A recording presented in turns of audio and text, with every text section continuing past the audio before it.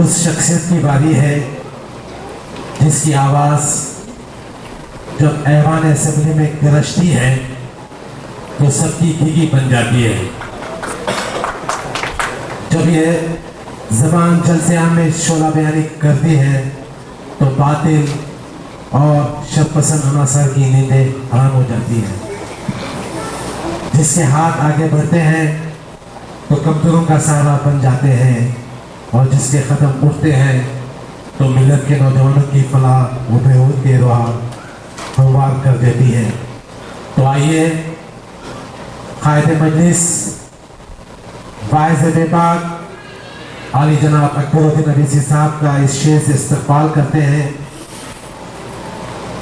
ان کے اب بزم جہاں کا اور ہی انداز ہے، ان کے اب بزم جہاں کا اور ہی انداز ہے، مشرق و مغرب میں تیرے دور کا آغاز ہے۔ اکبر الدین اویسی صاحب۔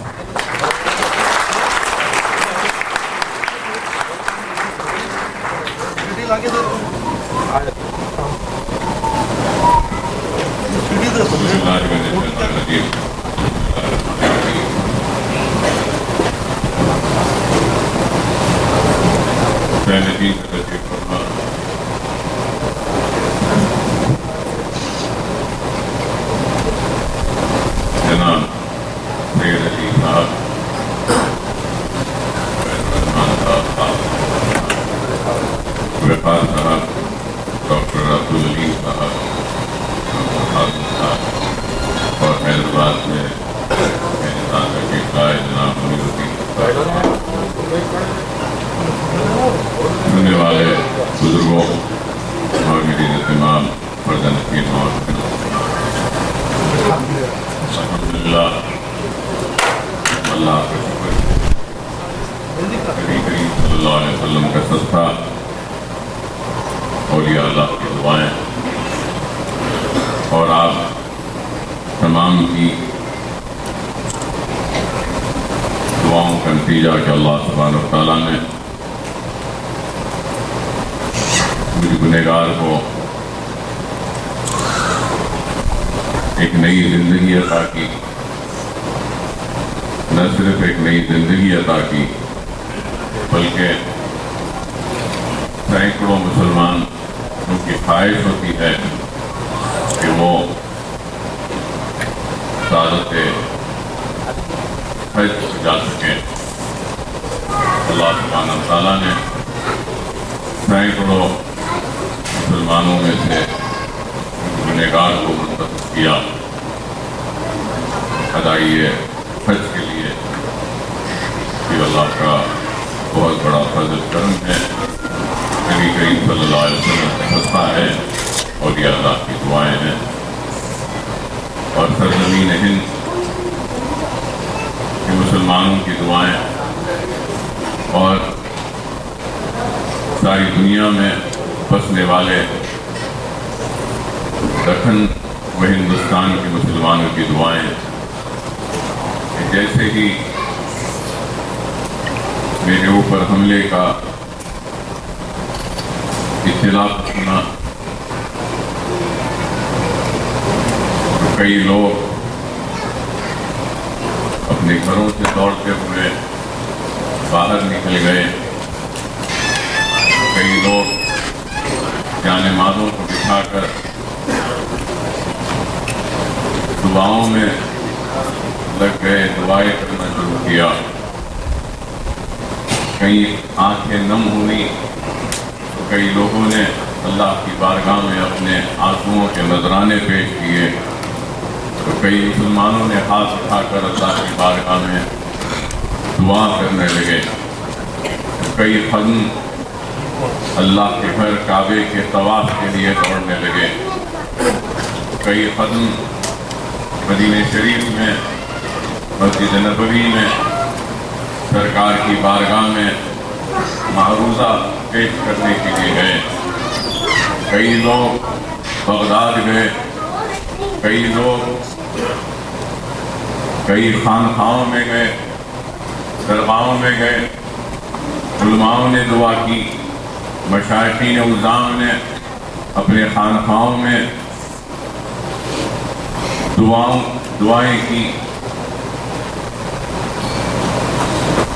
सैकड़ों लोगों की दुआओं का नतीजा कि अल्लाह सुब्हानहू तआला ने इतना बड़ा करम किया कि आज मैं आपके दरमियान में हूँ। तो अल्लाह का फजल करम कि अल्लाह ने मेरी मासूम औलाद को यतीम होने से बचा लिया। दुनिया में कई कायदीन हैं, कई सियासतदान हैं, कई अराकीन असम्बली हैं, कई अराकीन पार्लियामेंट हैं, जिनको हजारों लाखों आवाम वोट देकर मुंतखब करती है। नाराजगियों के बाद भी अपना वोट देती है। उन कायदीन के कोताहियों के बाद भी वोट देती है। उनके गलत कारकर्दगी और अदम इत्मीनान के बाद भी वोट देती है। लेकिन दुनिया में बहुत कम कायदीन हैं जिनको वोटों से ज़्यादा आवाम अपने दुआओं से नवाजती है। अल्हम्दुलिल्लाह, अल्लाह का फजल करम सदका नबी करीम सल्लल्लाहु अलैहि वसल्लम का कि अकबरुद्दीन ओवैसी उन वोटों से मुंतखब होने वाले कायदीन के फहरिस्त में नहीं है, बल्कि दुआओं से मुंतखब होकर उनकी खिदमत करने वाले कायदीन के फहरिस्त में है। और उसी की वजह से अल्लाह सुब्हानहू तआला ने मेरे इस हादसे के बाद में ये बता दिया उन कमजोर ईमान वालों को कि दुआओं में कितना असर होता है। और कमजोर ईमान के लिए अकबरुद्दीन ओवैसी का यहाँ खड़े होना काफी है उनके ईमान को मजबूत करने के लिए, कि अगर दुआएं ना होती तो शायद मैं आज यहाँ खड़ा ना होता, और मुसलमानों की दुआएं ना होती तो शायद मैं हज भी ना किया होता। इस दुआओं का नतीजा ही था कि अल्लाह सुब्हानहू तआला ने एक नई हयात दी और फिर से एक मौका दिया कि गरीब मुसलमानों की खिदमत करूं। लोग मुंतखब हो तो जाते हैं, लेकिन मेरी हर वक्त अल्लाह से यही दुआ रहती थी, और मैं अपने इंतखाबी जलसों में भी और हर नमाज में यही दुआ करता था कि ऐ अल्लाह, अगर तू मुझे किसी चीज से नवाजना चाहता है तो ऐ मालिक, दौलत से ज्यादा ऐ अल्लाह मेरे दिल में गरीब मुसलमानों के लिए मोहब्बत डाल और मोहब्बत डाल और मोहब्बत डाल, और उन गरीब मुसलमानों के दिलों में मेरे लिए और मोहब्बत को डाल। जैसा कि कैस और लैला की मोहब्बत की दास्तान को आपने पढ़ा है, सुना है। कैस एक मर्तबा काबे का तवाफ कर रहा था, तो लोग समझे कि कैस शायद अपनी दीवानगी और अपने दीवानी मोहब्बत के ऊपर शायद अल्लाह से माफी मांग रहा है कि इतने बरस गुजर गए, कभी लोगों के बोलने के बावजूद भी ना कभी उम्रा किया ना हज किया, लेकिन अब किया है तो शायद अपनी दीवानी मोहब्बत या अपनी दीवानगी या अपने जुनून पर अल्लाह की बारगाह में माफी मांग रहा है। लोग करीब जाते हैं सुनने के लिए कि आखिर खैस क्या मांग रहा है अल्लाह से, काबे का गिलाफ पकड़कर, तो करीब जाने पर पता चलता है कि वो दुआ कर रहा है कि ऐ अल्लाह, मेरे दिल में लैला की और मोहब्बत डाल और मोहब्बत डाल और मोहब्बत। तो मैंने भी हर मर्तबा अल्लाह से ही दुआ की कि अल्लाह, सरजमीन दखन के मुसलमानों के दिलों में मेरे लिए और मोहब्बत डाल और मोहब्बत डाल, और उन मुसलमानों के लिए मेरे दिल में भी उनकी मोहब्बत से ज्यादा मोहब्बत डाल और मोहब्बत डाल और मोहब्बत डाल।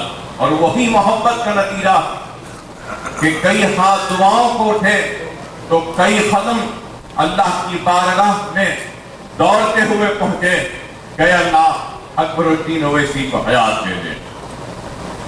کئی لوگ ہزاروں کی تعداد میں 5 دن تک کیئر ہاسپٹل میں چلچلاتی ہوئی دھوپ میں کھڑے رہے، دعا کرتے رہے کہ اللہ اکبر اویسی کو حیات دے دے۔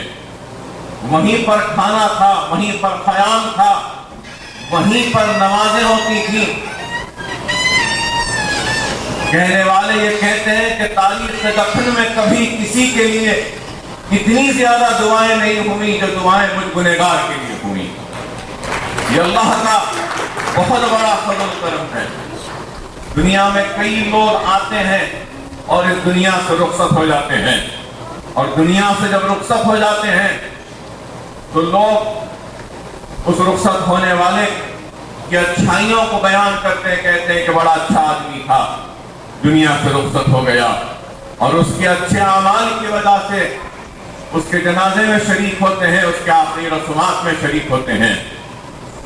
لیکن وہ اچھا انسان زندہ نہیں رہتا دنیا کی تاریخ کو سننے کے لیے یا دنیا کے اس کے آخری رسومات میں شرکت کرنے والوں کو دیکھنے کے لیے۔ لیکن اللہ سبحانہ و تعالیٰ نے مجھ گنہگار کو یہ موقع بھی دیا کہ میں اپنی زندگی میں ہی سینکڑوں ہزاروں محبت کرنے والے، دعا کرنے والے، مجھے چاہنے والوں کو دکھایا کس جنون سے انہوں نے، کس دیوانگی سے، کس اخلاص سے، کس محبت کے ساتھ اللہ سے دعا کی میری حیات کے لیے۔ میں جتنا بھی شکر ادا کروں کم ہے اللہ کا، جتنا بھی شکر ادا کروں ہر اس مسلمان کا جس نے میری صحت کے لیے دعائیں کی وہ کم ہے۔ اگر میں کیا میری آنے والی 7 نسل بھی اگر اپنے جسم کی چمڑی کو نکال کر مسلمانان کفن کے قدموں کے نظر کر دے تب بھی میں ان کا احسان ادا نہیں کر سکتا جو احسان ہم نے کیا مجھ گنہگار کی حیات کے لیے دعائیں۔ چاہے وہ امریکہ میں رہنے والا مسلمان ہو، چاہے وہ لندن میں رہنے والا مسلمان ہو، چاہے وہ کینیڈا میں ہونے ہو، چاہے وہ یورپ میں ہونے دیجیے، فرانس میں یا اٹلی میں، یا پھر سرزمین سعودی عرب میں رہنے والا مسلمان ہو، کہ کئی مسلمانوں نے مکے کے لیے دوڑنے لگے، بھاگنے لگے، طواف کرنے لگے، تو کئی مسلمان مدینہ شریف میں سرکار کی بارگاہ میں معذہ لے کر پہنچے۔ اور یہ سب دعائیں ہی تھیں آپ کی کہ اللہ سبحانہ و تعالیٰ نے مجھے پھر سے آپ کی خدمت کرنے کا ایک موقع دیا۔ زندگی میں ہر انسان کی بہت خواہشیں ہوتی ہیں، اور خواہشوں کا یہ عالم ہوتا ہے کہ کبھی وہ ختم ہی نہیں ہوتی۔ ایک گھر بنانے کی خواہش ہوتی ہے تو بن جاتا ہے، تو اور ایک گھر کی خواہش ہوتی ہے، اور ایک گھر بن جائے تو اور گھروں کی خواہش ہوتی ہے، اچھے سے اچھے لباس پہنتا ہے تو اور اچھے لباس کی خواہش ہوتی ہے۔ انسان کے خواہشوں کا کوئی اینڈ نہیں ہے، ختم نہیں ہوتی۔ لیکن میں نے موت کو اتنی قریب سے دیکھا ہے کہ اب دنیا کی کوئی خواہش نہیں ہے، اب جتنے دن میں زندہ ہوں بس یہی خواہش ہے کہ اس وجہ کو، اس مقصد کو تلاش کروں جس کے لیے اللہ نے مجھے حیات دی، اور یہی سمجھتا رہا ہر قدم سے۔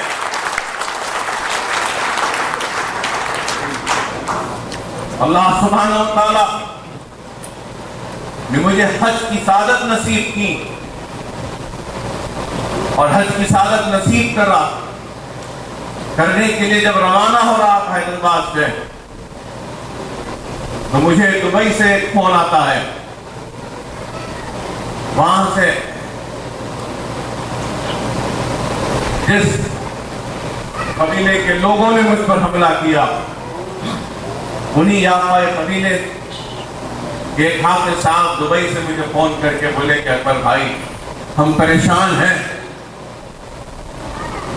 بارکس کا ایک لڑکا ہے اور ایک مغل پورے کا عرب برادری کے 2 لڑکے ہیں جن کے ہاتھ سے ایک بنگالی کا قتل ہو گیا، اور اب ہم کو 1,30,000 درہم دینا ہے خون بہا کا، اور صرف 2 دن باقی ہیں۔ ہم نے بہت کوشش کی لیکن کچھ انتظام نہیں کر سکے، صرف 20,000 درہم کا انتظام ہوا۔ ہم آخر میں بڑی شرمندگی کے ساتھ آپ سے رجوع ہو رہے ہیں، ہم کو تو حق بھی نہیں ہے کہ آپ سے فون کر کے پوچھیں آپ کے ساتھ جو واقعہ ہوا۔ میں نے اسی وقت ان سے کہا کہ جو بھی ہے بھیجیے میرے پاس، مجھ سے جو ہوتا ہے میں کروں گا، اب میں کل حج کے لیے روانہ ہو رہا ہوں، ایک ہی دن ہے۔ میں نے اسی وقت ان سے کہا کہ ٹھیک ہے میرے طرف سے آپ ابھی 25,000 درہم لے لیجیے۔ پھر انہوں نے شکریہ ادا کیا، میں نے کہا کہ آپ کسی سے بھی لے لیجیے، میں حج سے آنے کے بعد دوں گا۔ میں دارالسلام کو جاتا ہوں دوسرے دن، جب جاتا ہوں تو دیکھتا ہوں کہ ان دونوں لوگ جن کو گولی ماری جانے والی تھی، میرے حج کو آنے کے دن ہی، جس دن میں آ رہا تھا حیدرآباد سے، 30 تاریخ کو ان کو گولی ماری جانے والی تھی، تو 29 کو دارالسلام میں آ کر وہ ملتے ہیں، تو عورت آتی ہے، بیوی، اور ایک کے 5 بچے اور ایک کے 3 بچے، سب سے بڑے بچے کی عمر شاید 11 سال، سب چھوٹے چھوٹے بچے۔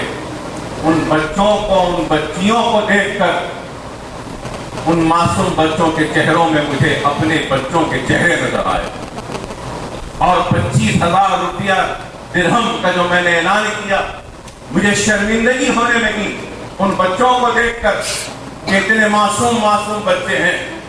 ان سے پوچھا کہ کتنے جمع ہوئے، تو کہنے لگے کہ اکبر بھائی آپ کے 25، اور پھر ہم نے کوئی 30,000 جمع کیے تھے، وہ ملا کے 45,000 درہم ہی ہوئے ہیں، اب ہم کو 1,30,000 دینا۔ تو اسی وقت میں نے جتنے ان کو ضرورت تھے، قریب 90,000 درہم کی اور ضرورت تھی، اسی وقت منگوایا اور دبئی میں پہنچایا۔ اسی وقت صرف 3 گھنٹے باقی تھے، اگر 3 گھنٹے میں پیسے نہ ملتے تو شاید وہ دونوں کو گولی مار دی جاتی۔ الحمدللہ، یہ میں اپنی تعریف کے لیے آپ کے سامنے نہیں کہہ رہا ہوں، اللہ کے پاس سینکڑوں بندے ہیں اللہ جن سے کام لے سکتا ہے، اور دینے والوں کی کمی نہیں ہے، لیکن اللہ جس پہ مہربان ہوتا ہے اللہ اسی کو نوازتا ہے۔ یہ اللہ کی بہت بڑی نوازش ہے، میں کہوں گا کہ مجھ پر، کہ حکم ہے کہ حج کو جانے سے پہلے صدقہ دے کر جاؤ، تو اللہ مجھے کیسا موقع دیتا ہے، کس طریقے سے صدقہ دینے کا موقع دیتا ہے، یہ اللہ کا بہت بڑا انعام ہے میرے لیے، جس کے لیے میں اللہ کا کتنا بھی شکر ادا کروں۔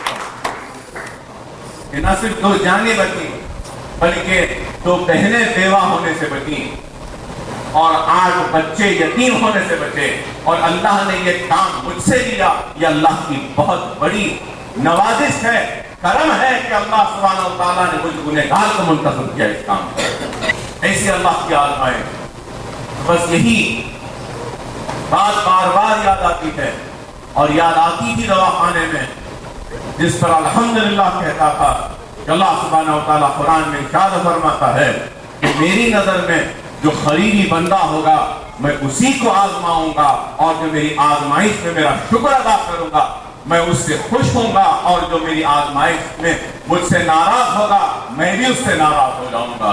ہر حال میں میں نے اللہ کا شکر ادا کیا، الحمدللہ الحمدللہ کہتا رہا، اور اللہ سبحانہ و تعالیٰ کا کرم ہے کہ اللہ سبحانہ و تعالیٰ نے مجھے اس قابل بنایا کہ میری لاسٹ سرجری ہو کر 3 مہینے ہوئے ہیں۔ گلوبل ہاسپٹل کی سرجری کے بعد 3 مہینے میں الحمدللہ میں حج بھی کیا ہوں اور پورا حج کرنے کے بعد الحمدللہ آپ کے درمیان میں بھی آیا ہوں۔ یہ کوئی میری طاقت یا میرا ویل پاور نہیں ہے، یہ صرف اور صرف اللہ کا بہت بڑا فضل و کرم ہے، نبی کریم صلی اللہ علیہ وسلم کا صدقہ ہے، اولیاء اللہ کی دعائیں ہیں، اور آپ تمام مسلمانوں کی دعاؤں کا نتیجہ ہے کہ اللہ سبحانہ وتعالیٰ نے مجھ گنہگار کو اتنی ہمت و طاقت دی کہ میں خود سے پھر سے اپنے قدموں پہ کھڑا ہوں اور آپ کے درمیان میں آپ سے مخاطب ہوں۔ یہ اللہ کا بہت بڑا ٹیم آف ڈاکٹرز جو تھی میرے پیچھے، ان کی محنتوں اور کوششوں کا نتیجہ ہے۔ میں نہیں بھول سکتا ایک ڈاکٹر کا نام مظہر الدین علی خان کا، جو 4 مہینے تک اپنی پریکٹس کو چھوڑ کر 24/7 میرے ساتھ رہا، میری خدمت کرتا رہا، میرے آزو میرے بازو رات اور دن میرے ساتھ رہا۔ جس وقت مجھے حملہ ہوا، بارکس سے اٹھنے کے بعد میں نے اپنا فون اٹھا کر فون کیا اور کہا کہ مظہر صاحب مجھے گولیاں لگی ہیں، میں آ رہا ہوں، ہر ایک چیز تیار رکھیے۔ اویسی ہاسپٹل پہنچتا ہوں تو کھڑا ہے وہ شخص، اور وہاں سے جو کھڑا تھا تو آج میں حج میں بھی ہوں تو حج کے دوران بھی میرے ساتھ رہا۔ میں صرف اس شخص کے لیے دعا کر سکتا ہوں، میرے دعا کی کہ ایسا دوست اللہ نے۔ اور مظہر الدین علی خان کے ساتھ میں team of doctor, Owaisi hospital کی ٹیم آف ڈاکٹر، ممتاز صاحب، اعجاز صاحب، بشیر صاحب اور عادل ڈاکٹر، ڈاکٹر مظہر، اور پھر یورولوجسٹ کی ٹیم ہماری، دوسرے کئی ڈاکٹر، اور پھر میرے گھر میں آنے کے بعد بھی team of doctor, doctor Hasan, doctor Kaleem, doctor Parvez, doctor Sadiq, doctor Faiz, 24 گھنٹے یہ لوگ میرے ساتھ رہتے۔ میرا ہاتھ نہیں اٹھتا تھا، نہ یہ ہاتھ اٹھتا تھا نہ یہ ہاتھ اٹھتا تھا، دونوں ہاتھ معذور ہو چکا تھا، اپنے اٹھ بھی نہیں ہو سکتا تھا۔ ان لوگوں نے بہت خدمت کی ہے میری۔ ایک وارڈ بھائی ہے خان صاحب، اس نے بھی بہت خدمت کی، اس طریقے سے میرا خیال رکھا کہ میں 3 مہینے میں کھڑا ہو کر آپ کے سامنے ہوں، اور کوئی میرا چہرہ دیکھ کر نہیں کہہ سکتا کہ گولیاں کھا کر یہ آدمی آیا ہے 3 مہینے 6 مہینے پہلے، اتنا زیادہ صحت مند ہو کے آپ کے درمیان۔ یہ اللہ کا بہت بڑا فضل ہے۔ کیئر ہاسپٹل کی ٹیم، سما راجو صاحب کی ٹیم نے بہت میرا خیال رکھا، پھر گلوبل ہاسپٹل کی ٹیم، ڈاکٹر رنیندر ناتھ اور متھائی ڈاکٹرز کی ٹیم نے بہت خیال رکھا میرا، انہوں نے بھی کیا۔ بہرحال سب نے کیا، ہر کسی نے دعائیں کی، اور اس کا نتیجہ کہ آج آپ کے سامنے ہوں۔ فزیو تھراپسٹ کی ٹیم، سلمان فزیو تھراپسٹ، یہ میرا ہاتھ اٹھتا نہیں تھا، آج الحمدللہ یہ ہاتھ اٹھ رہا ہے، یہ ہاتھ کام کر رہا ہے، اس پہ طاقت آئی ہے، اٹھ رہا ہے، اٹھ بھی نہیں سکتا۔ لوگ کہہ رہے تھے کہ ہاتھ بیکار ہو جائے، سب حیرت میں تھے، اور جس کڈنی کو نکالنے کی بات ہو رہی تھی، آج وہ کڈنی 100% فنکشن کر رہی۔ میری کریاٹنین لیول 8.5 تک چلی گئی تھی جس وقت میں ہاسپٹل میں تھا، اور آج 0. کچھ ہے، کم 1 بھی نہیں ہے۔ اتنا اچھے فنکشننگ کڈنی کے ہو رہے، تو یہ موجودہ ہے اللہ سبحانہ وتعالیٰ کا، کہ اللہ کی راہ میں جو دیانتداری کے ساتھ، ایمانداری کے ساتھ، خلوص کے ساتھ خدمت کرے گا، تو اللہ سبحانہ وتعالیٰ قرآن میں ارشاد فرماتا ہے کہ میں خود اس کی حفاظت کروں گا۔ रखूंगा। और अल्लाह सुब्हानहू व तआला ने मेरी हिफाजत की, और अल्लाह की हिफाजत का नतीजा था कि मेरे साथ तो कोई नहीं थे, लेकिन अल्हम्दुलिल्लाह अल्लाह मेरे साथ था और अल्लाह के फरिश्ते मेरे साथ थे। उसका नतीजा ये था कि आज मैं आपके दरमियान में हूँ और मुसलमानों का खादिम बनकर उनकी खिदमत कर रहा हूँ। अल्लाह का बहुत बड़ा फजल करम।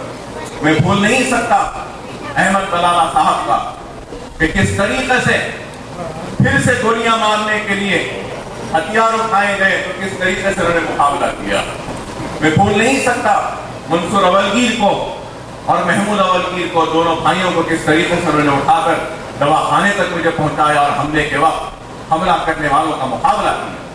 मैं भूल नहीं सकता मोहसिन अल-कसेरी को कि कैसे दौड़ता हुआ भाग कर आया और मेरे लिए वहां पे लड़ाई की और हिफाजत के उठाकर दवाखाने तक पहुंचाया। अरे आज अल्हम्दुलिल्लाह इन सब मुसलमानों की दुआओं का नतीजा कि अल्लाह सुब्हानहू व तआला काम दे रहा है और अल्लाह आगे भी काम देगा। मजलिस इत्तेहादुल मुस्लिमीन आपकी अपनी जमात और मजलिस इत्तेहादुल मुस्लिमीन ने बड़े ही दियानत के साथ, ईमानदारी के साथ, खुलूस के साथ मुसलमानों ने दफन की खिदमत की है। और ये मेरे आमाल, अभी सैयद अली साहब ने कहा कि अकबरुद्दीन अवैसी साहब की खिदमत की वजह से, मुनीरुद्दीन मुख्तार साहब ने कहा कि अकबर साहब की खिदमत की वजह से उनकी जान बची। मैं ये कहूँगा कि अगर मेरी जान बची है तो सालारे मिल्लत के ईमानदाराना खिदमत और उनकी दुआओं के नतीजे में,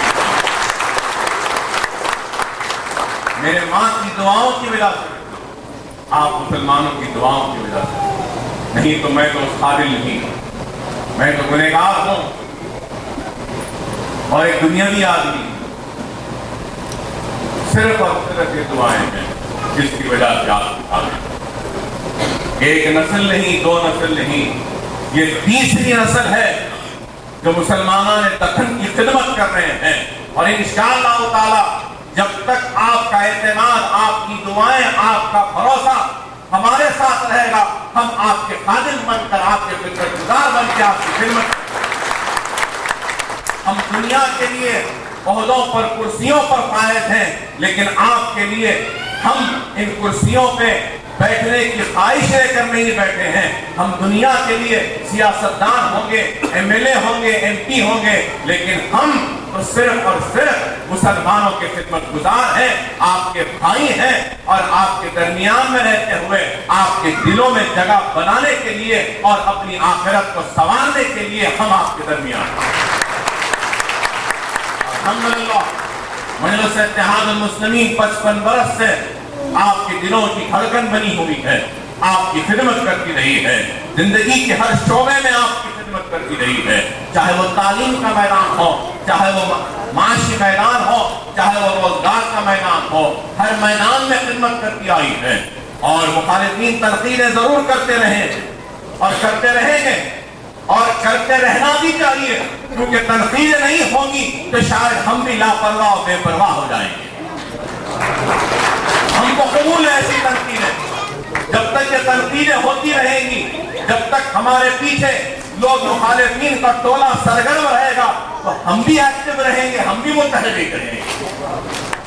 हम मुखालिफीन की परवाह नहीं करते, हम मुखालिफीन के प्रोपेगेंडों की परवाह नहीं करते, क्योंकि हमको परवाह है तो अल्लाह की रज़ा की, हमको परवाह है तो हमारे आखिरत की, हमको परवाह है तो मुसलमानों की खिदमत की, उनकी दुआओं, हमको और किसी की परवाह नहीं। और यही परवाह थी और यही फिक्र थी, यही जुनून था जिसने हमको इस मंजिल तक पहुंचाया कि आज हम जो पुलिस एक्शन के बाद 3.5 लाख की तादाद में कटी थी, टूटी थी, तबाह हुई थी, आज वही कौम सारे हिंदुस्तान को एक लम्हे फिक्र दे रही है कि देखो हैदराबाद के मुसलमानों के इत्तेहाद ने उनकी खुद की जमात बनाई, वो आज अपने पैरों पे खुद खड़े होकर दुश्मनों का मुकाबला कर सकते हैं, तो क्यों नहीं हमारे पास भी अपनी जमात होनी चाहिए। आज ये फिक्र सारे हिंदुस्तान में आता है। ایک وہ دور تھا جب لوگ کہتے تھے کہ کیا ضرورت ہے مسلمانوں کی جماعت کی، لیکن آج کا دور ہے کہ آج سارا ہندوستان کہتا ہے کہ ہاں مسلمانوں کی بھی جماعت ہونی چاہیے۔ آج آسام میں دیکھیے کہ حیدرآباد کے ہمارے مجلس کے تجربے کی کامیابی کے بعد آج آسام میں مسلمان اپنی جماعت بنانے کے فکر میں نکلا اور سارے مسلم تنظیمیں ایک جگہ جمع ہوئی ہیں، تو کئی مسلم اراکین اسمبلی کو منتخب کروا سکتے، رکن پارلیمنٹ کو منتخب کروا سکتے۔ آج یہی فکر سارے ہندوستان میں ہے، یو پی تڑپ رہا ہے، بہار تڑپ رہا ہے، مدھیہ پردیش تڑپ رہا ہے، اور یہی کہہ رہا ہے کہ کاش ہمارے پاس بھی مجلس اتحاد المسلمین جیسی جماعت ہو۔ جب یو پی والوں نے مجھ سے کہا کہ انور اویسی آپ آئیں، بہار والوں نے کہا، مدھیہ پردیش والوں نے کہا کہ آپ آئیں، اپنی جماعت کو لائیں، اور کہا کہ کاش آپ جیسی جماعت ہمارے پاس ہوتی، آپ جیسے قائدین ہوتے، تو میں نے ان سے کہا کہ ارے تم اگر چاہتے ہو کہ ہم جیسے قائدین ہو، ہماری جیسی جماعت ہو، تو پہلے تم حیدرآباد جیسے اور ہمارے حیدرآبادی مسلمان جیسے بن جاؤ، اپنی صفوں میں اتحاد کرو۔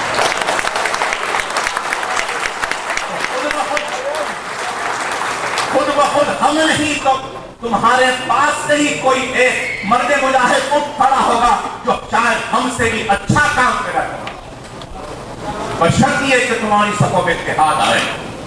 آج ایک اتحاد کی کیفیت اور طرف سارے ہندوستان میں ہے، اور انشاءاللہ تعالی مجلس اتحاد المسلمین سارے ہندوستان کے مسلمانوں کی طرف اور اس پیاس کو بجھائے گی، اور اللہ نے مجھے حیات دی تو روز اور ہر قدم یہی، ہر لمحہ یہی سوچوں گا کہ وہ کیا مقصد تھا، اور اس مقصد کو ڈھونڈتا ہوا، تلاش کرتا ہوا سارے ہندوستان کے مسلمانوں کی پیاس کو بجھانے کی کوشش۔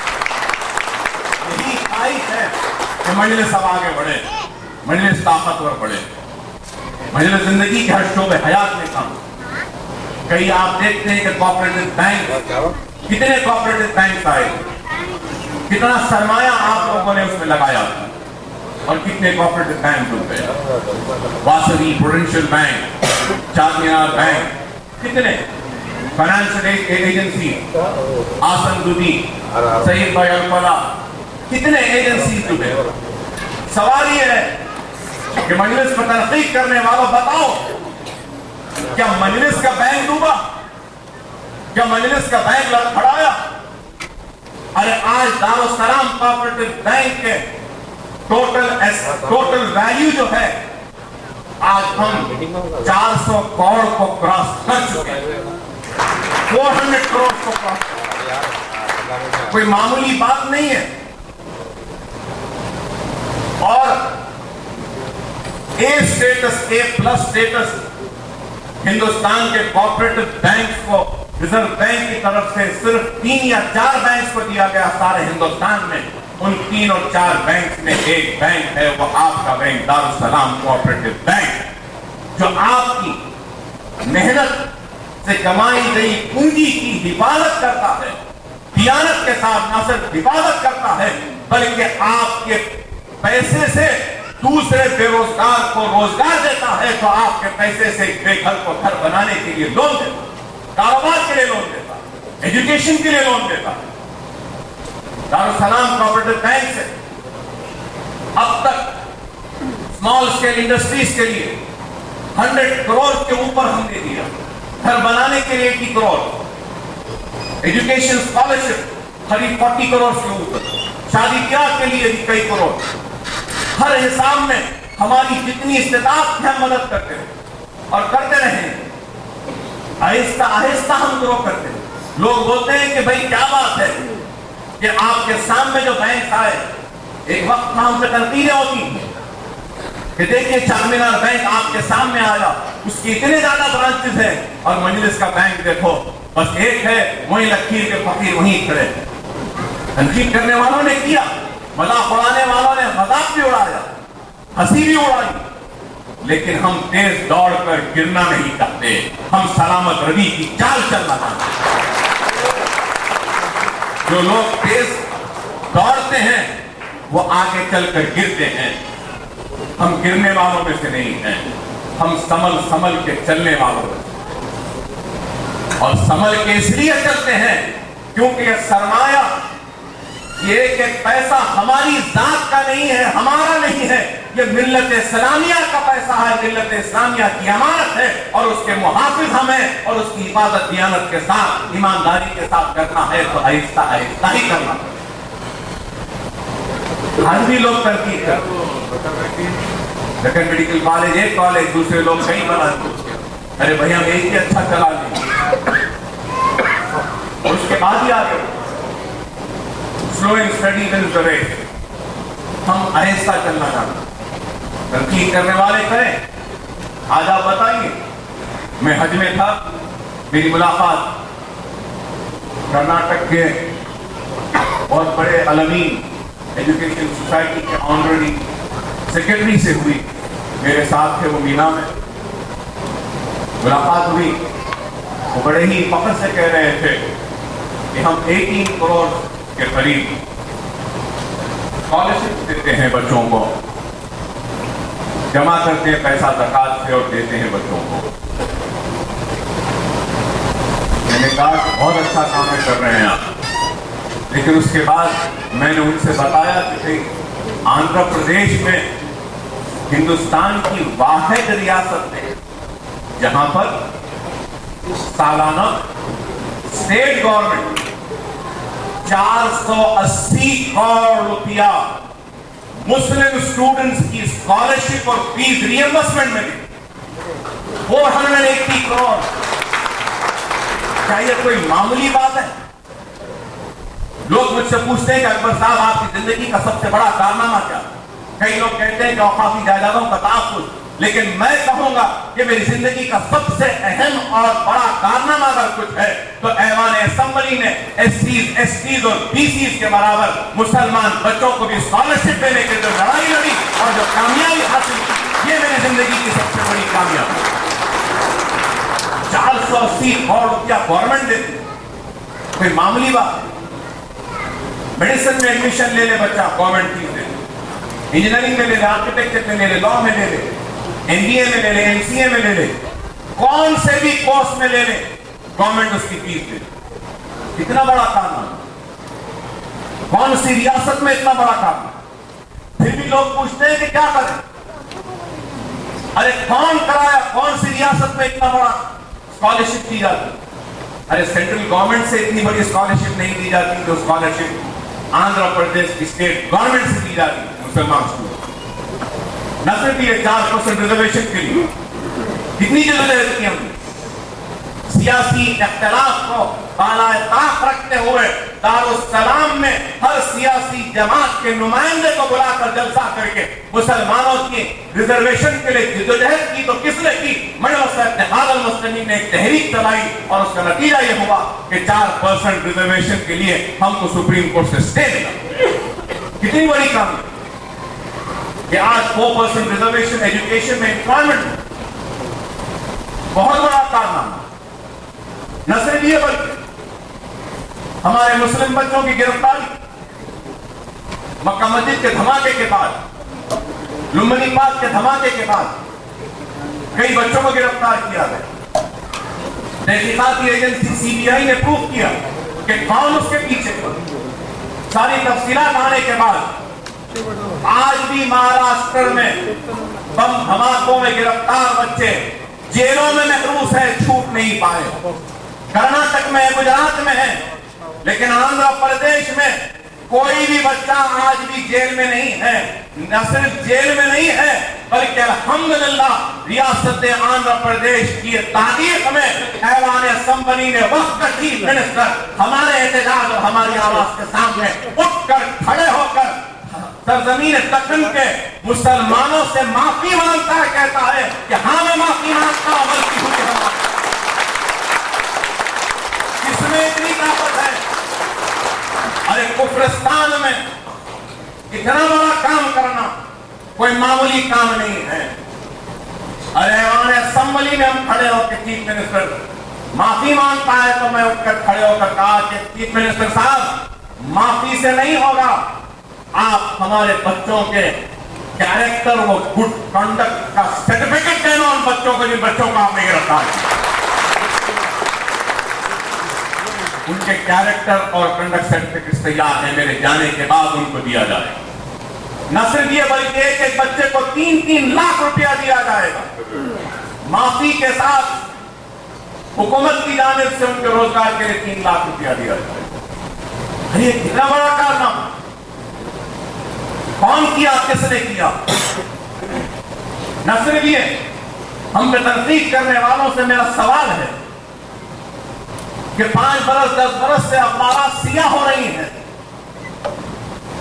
گلی کوچوں میں ہمارے خلاف باتیں ہو رہی ہیں, الزام تراشیاں ہو رہی ہیں, لیکن جب وقت آیا حیدرآباد میں مسلم بستیوں کے گھر جلنے لگے, ہم پہ چاقو چلنے لگے, پولیس کی گولیاں چلنے لگی, ہمارے بستیوں میں تاریکی آ گئی, جب فساد ہوا حالیہ فساد میں, تو مخالفین کہاں تھے؟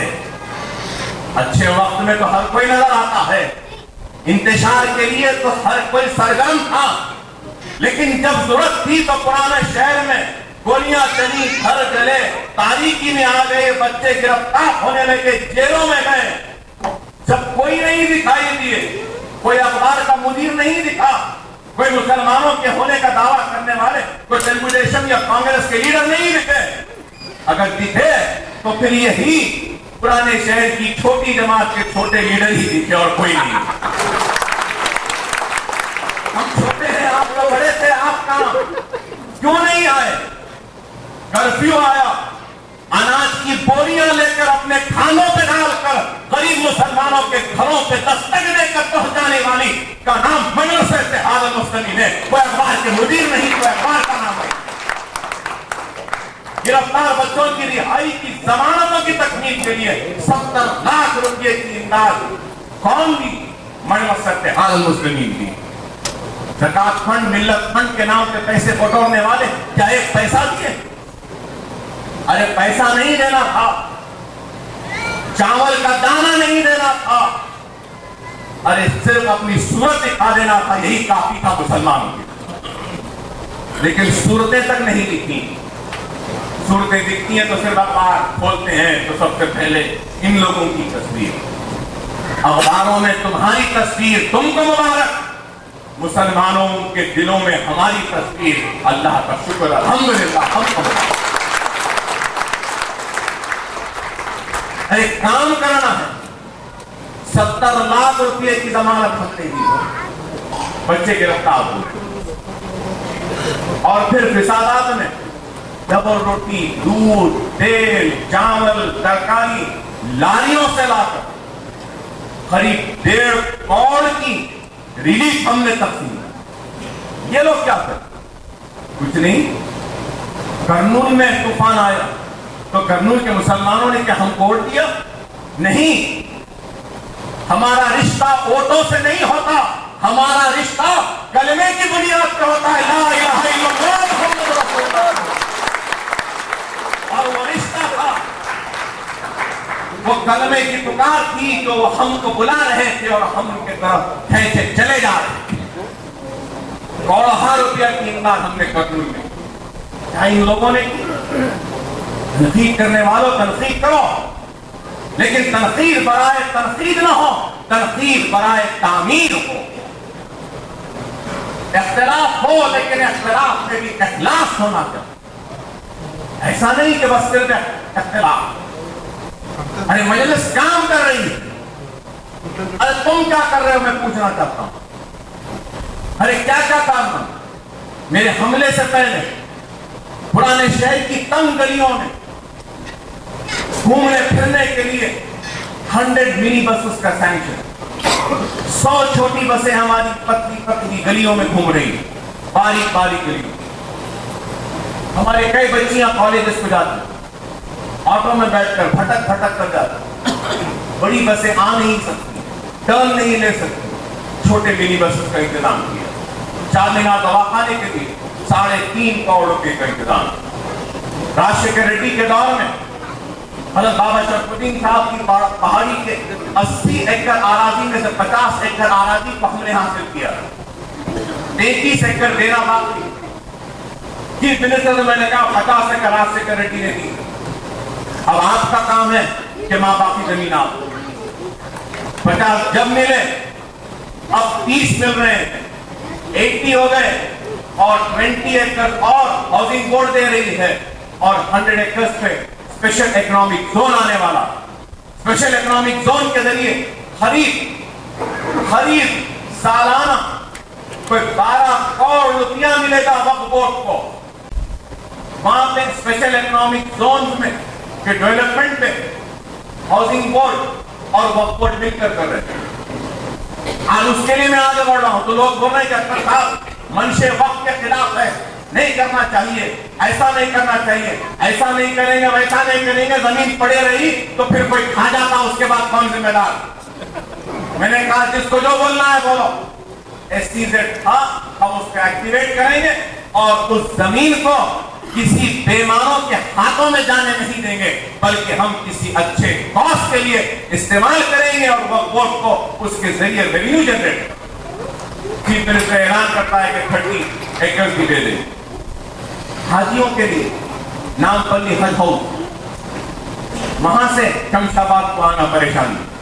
हैदराबाद के हाजियों के लिए तो ठीक है, वो बहुत अच्छी जगह है, सही जगह, लेकिन सिर्फ हैदराबाद के हाजियां नहीं आते हज के लिए, रायलसीमा से भी आते हैं, आंध्रा से भी आते हैं, तेलंगाना से भी आते हैं। हल बाबा शरफुद्दीन साहब की पहाड़ी के इलाके में दरगाह के नीचे 30 एकड़ आराजी है, जो कि वक्फ बोर्ड के हाथ में भी नहीं है, लीज पर दे दी। जिनको लीज पर दिया उनको बुलाकर मैंने बात की, कहा कि भाई अच्छा काम हो रहा है, आपको जो रखना है रखो जमीन। तो 27 एकड़ करीब 30 एकड़ जमीन है, उसमें से 10 एकड़ वो लोग अपने काम के लिए रखेंगे, 17 एकड़ वक्फ बोर्ड को लौटा रहे हैं, जिसमें से 10 एकड़ पर नए हज हाउस का तामीर होगा, जिसके लिए 12 करोड़ रुपए स्टेट गवर्नमेंट की तरफ से एलोकेट किए गए।